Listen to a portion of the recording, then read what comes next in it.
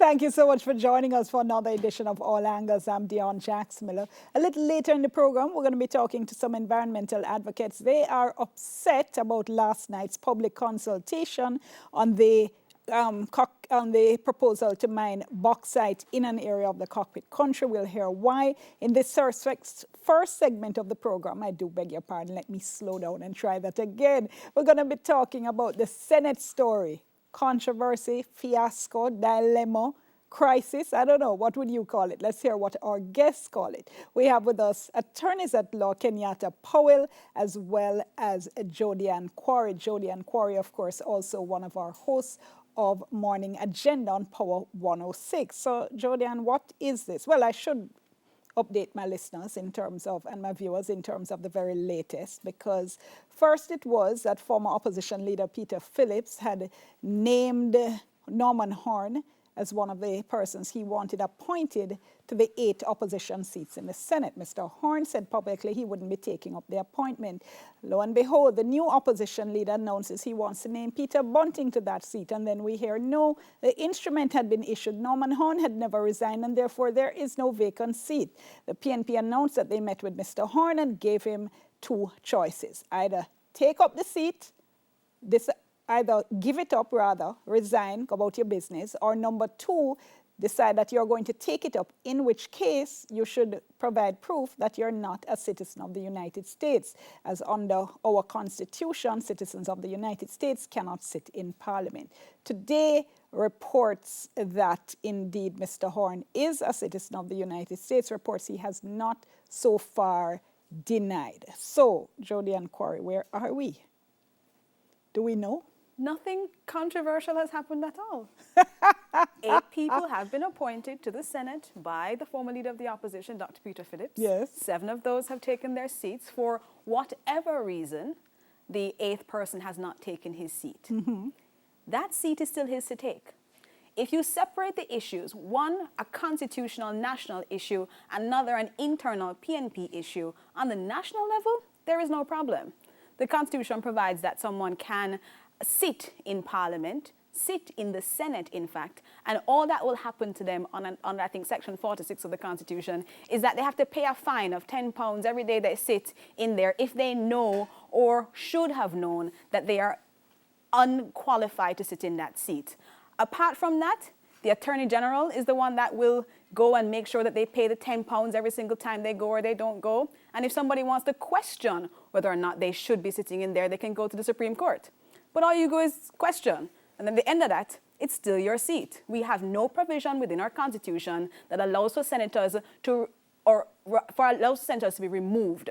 And we have Court of Appeal cases, rather, that say the senator is the only one that can decide. And right now, Norman Horne, having not taken up his Senate seat, is not in a position to resign because we have a whole Court of Appeal case, Horne and Arthur Williams, that says if you've not yet sat and been appointed as a senator, any letter you write during this time is null and void.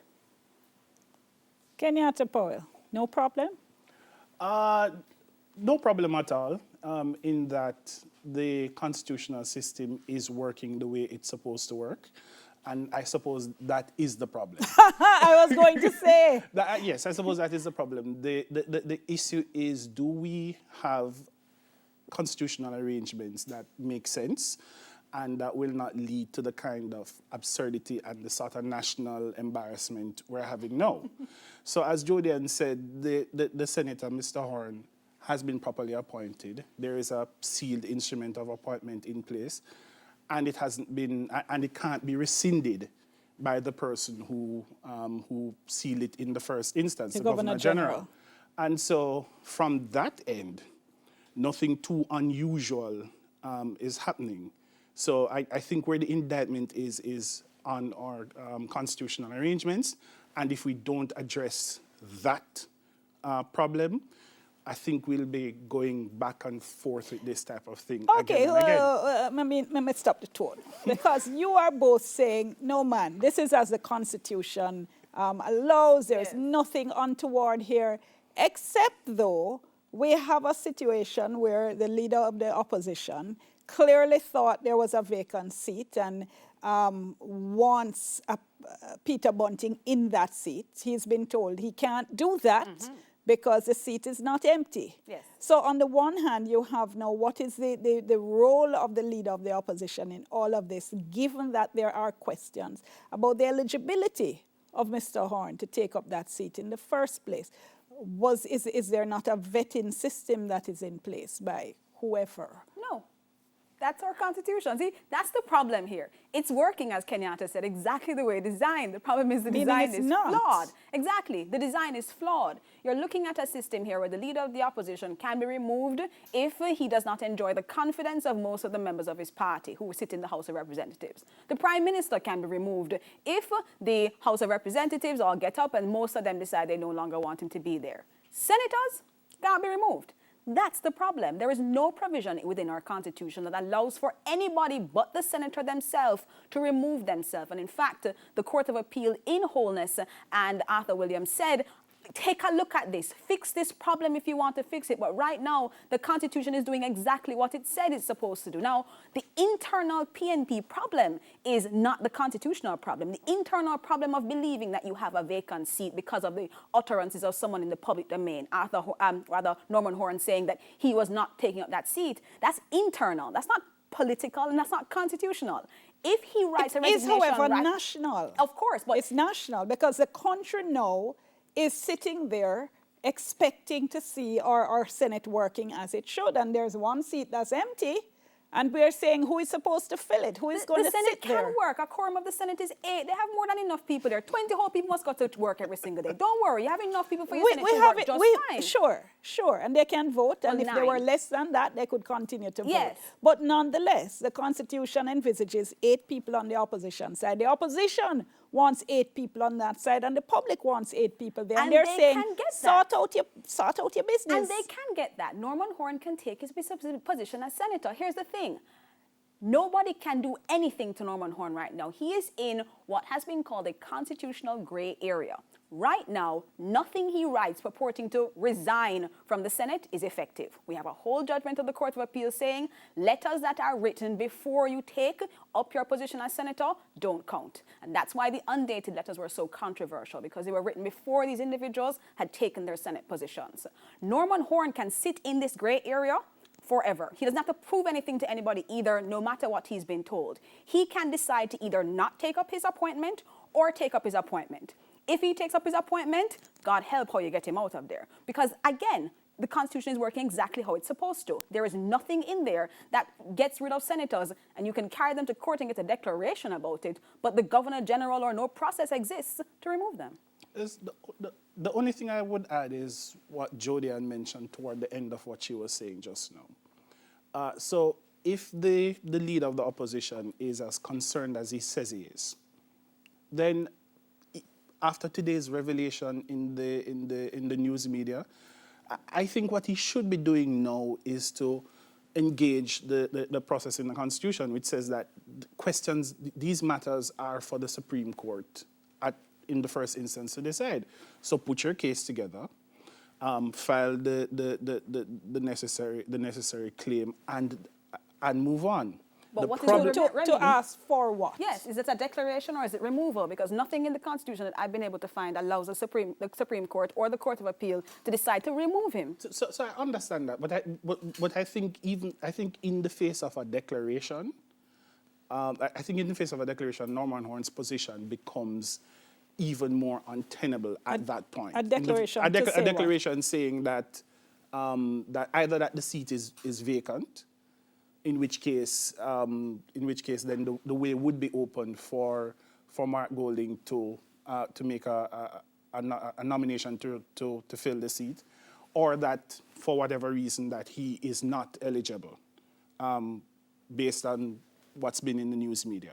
So I think in the face of a declaration like that, I don't think that his public position of setting himself in this sort of gray area could continue. So we're advising the leader of the opposition. I would say at this point in time, go to the Supreme Court and seek a remedy, and seek whatever remedy you can get there. It serves no good purpose for the nation for this thing to continue. And while some of us may, enjoy the sort of, bangarang in the PNP and dueling WhatsApp messages and voice notes, etc., being leaked, yet the nation's business is being adversely affected. So the leader of the opposition, I think, has now been put in a position where he must put up, or as I would say, shut up. So go to the court. Well, that seem to still, they're still hoping they can resolve it internally, which is what they've said. Hence, you made up your face there. Yeah, Hence a meeting with Mr. Horne, where yes. they said, you have two choices. Make up your mind. What you do? Go sit down in the Senate or go here. Okay, and for me to stray into a little bit of, politics here, but the nation's business should not be subordinated to whatever nonsense is happening within any political party. No, but that's not nonsense. They're saying, let's see if we can resolve it peacefully without having to go court and bring in judges and declarations and the length of time that is likely to take and so on. So if it is they can come to a negotiated settlement, why would that be not a good idea? Senator Horne made an announcement, I think, more than 2 months ago? Yes, October. October something, early October, about, It was about intending to... 4th or the 10th, something like that. So it's about 2 months now. This has been going on for 2 months. The leader of the opposition found himself in a position last week to have announced to the nation that I am going to nominate Mr. Bunting to fill this vacant seat, and I'm going to make him leader of opposition business. And that's an indication to the nation that I, the new opposition leader, I have certain plans, and those plans involve Mr. Bunting to a certain extent. So he has given that signal to the nation, says I'm going to move in this direction, right? And then finds out that he can't because the seat isn't vacant. Now is what, Wednesday? Wednesday of the second week, we've seen press releases from the People's National Party. We've seen now 2 different press releases from Mr. Horne, one talking about this person being asked to move from sitting behind the new leader of the opposition. Yeah, at this point, it's gone past ridiculous. And if there is, and if you can go to the court and say to the court, resolve this, do whatever you can within your powers to resolve this issue, I think that's what they should do. Okay, Jody is shaking her head, but we'll find out why she's shaking her head when we come back after the break. Remember, our hashtag is TVJ. All angles soon come.